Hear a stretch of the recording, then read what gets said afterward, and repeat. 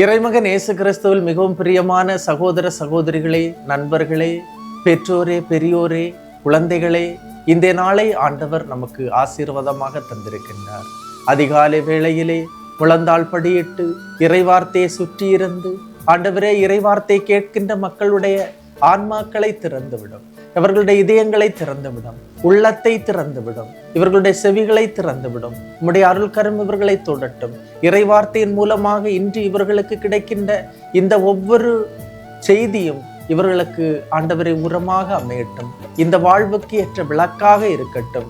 முன்னாகவும் பின்னாகவும் வலமாக இடமாகவும் இருந்து ஆசீர்வதிக்கட்டும். உம்முடைய அருள்கரம் இந்த மக்களையும், இவர்களுடைய குடும்பங்களையும், இவர்களுடைய பிள்ளைகளையும், இவர்களுடைய தலைமுறையையும் ஆசீர்வதிக்கட்டும். ஆமென். அன்புமிக்கவர்களே, இந்த நாளிலே நாம் தியானிப்பதற்காக எடுத்துக்கொண்ட இறைவார்த்தை எசாயா புத்தகம் 54ஆம் அதிகாரம் 13வது இறைவார்த்தை. உன் குழந்தைகள் அனைவருக்கும் ஆண்டவர் தாமே கற்றுத்தருவார். உன் பிள்ளைகள் நிறைவாழ்வு பெற்று சிறப்புறுவார்கள். ஒரு குழந்தைக்கு ஆண்டவரின் அருள் இருந்தால் அக்குழந்தை ஆசீர்வாதமான குழந்தையாக, நாட்டுக்கும் வீட்டுக்கும் நல்ல குழந்தையாக மாறும். அந்த குழந்தை எதை செய்ய வேண்டும், எப்படி செய்ய வேண்டும் என்பதை கடவுளே அந்த குழந்தைக்கு கற்றுத் தருவார். ஆக கடவுளின் ஆசீர்வாதம் மட்டுமே குழந்தையை, அதனுடைய வாழ்க்கையை உயர்த்தும், குழந்தைக்கு வளமான எதிர்காலத்தை தரும், வாழ்க்கையில் ஞானமுள்ள குழந்தையாக, சாதிக்கின்ற குழந்தையாக மாறும். ஒன்றை புரிந்து கொள்ள வேண்டும் அன்புமிக்கவர்களே, கடவுளின் ஆசீர்வாதம் உண்மையானது, யதார்த்தமானது. இந்த ஆசீர்வாதத்தை பெற்று கொண்டவர்கள் உண்டு, இந்த ஆசீர்வாதத்தை இழந்தவர்களும் உண்டு.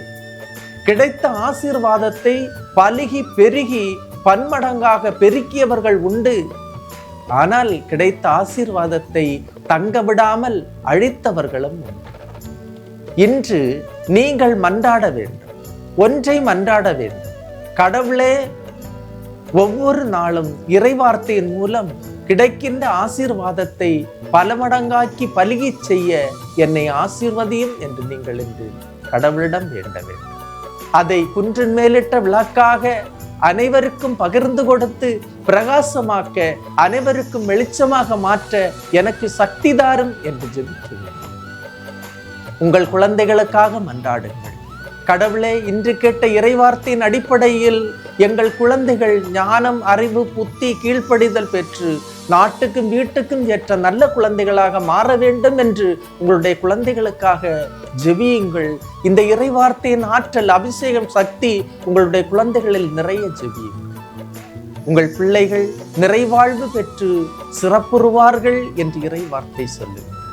இந்த வார்த்தை கடவுளின் வாயிலிருந்து புறப்பட்டு வந்த இறைவார்த்தை. உங்கள் குழந்தைகளை இந்த இறைவார்த்தையின் ஆசீர்வாதம் பெற தகுதியாக்குங்கள்.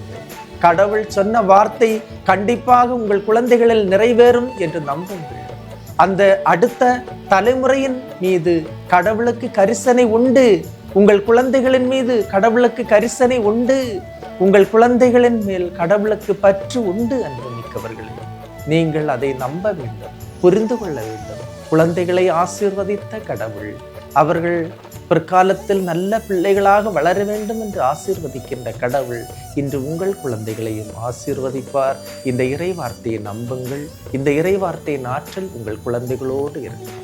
எல்லாம் வல்ல இறைவன், தந்தை, மகன், தூய ஆவியார் உங்களையும் உங்கள் குடும்பத்தையும் நிறைவாய் ஆசீர்வதிப்பாராக. ஆமீன். இயேசுவுக்கே புகழ், இயேசுவுக்கே நன்றி. மரியே வாழ்க.